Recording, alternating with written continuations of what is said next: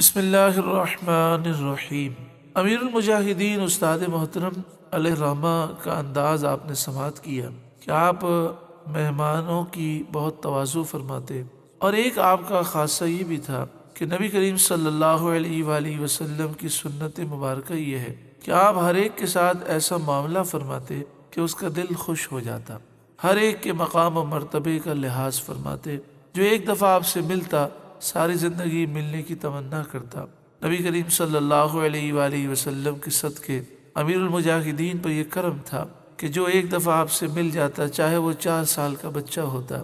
میرے بچے جب بہت چھوٹے تھے، 3-4 سال کے تھے، تو میں نے جب امیر المجاہدین سے ایک دفعہ ملاقات کرا دی تو پورا سال امیر المجاہدین کو وہ یاد کرتے رہتے اور پوچھتے کہ ابو بابا جی کب آئیں گے۔ جب استاد صاحب کراچی آتے تو وہ ضد کرتے کہ ہمیں ملنا ہے۔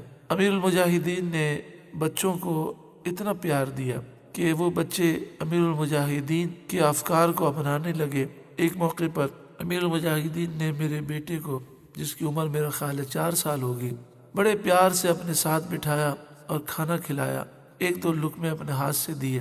تو اس بچے کا کہنا یہ تھا کہ میں نے ایسی لذت کبھی نہیں پائی۔ آپ لوگوں سے اس طرح پیش آتے، کوئی نہ کوئی جملہ ایسا فرماتے کہ اس کا دل خوش ہو جاتا۔ ایک شاہ صاحب ہیں، وہ مجھ سے کہنے لگے کہ استاد محترم مجھے دیکھ کر، چاہے میں پیچھے ہوں، مجھ سے کہتے شاہ جی آگے آئیے، شاہ جی آگے آئیے۔ وہ اتنا پیار بھرا انداز ہوتا کہ جب بھی میں استاد محترم کے پاس جاتا اور یہ جملہ سن لیتا تو کئی دنوں تک میں اس کی مٹھاس پاتا۔ امیر المجاہدین جس سے ملتے حشاش بشاش ملتے، اور ایسا محسوس ہوتا کہ اسے دیکھ کر آپ بہت خوش ہوئے ہیں۔ آپ نے لاکھوں کروڑوں لوگوں کے دلوں میں اپنی محبت کو راسخ کر دیا۔ یہ صرف اور صرف نبی کریم صلی اللہ علیہ وآلہ وسلم کی محبت کا صدقہ ہے۔ آپ نے فرمایا دنیا میں صرف ایک ہی ریڈ زون ہے، اور وہ نبی کریم صلی اللہ علیہ وسلم کی ذات مبارکہ ہے۔ یعنی مطلب یہ ہے کہ نبی کریم صلی اللہ علیہ وآلہ وسلم کی ذات کے بارے میں بولنے سے پہلے 1000 مرتبہ سوچنا ہے۔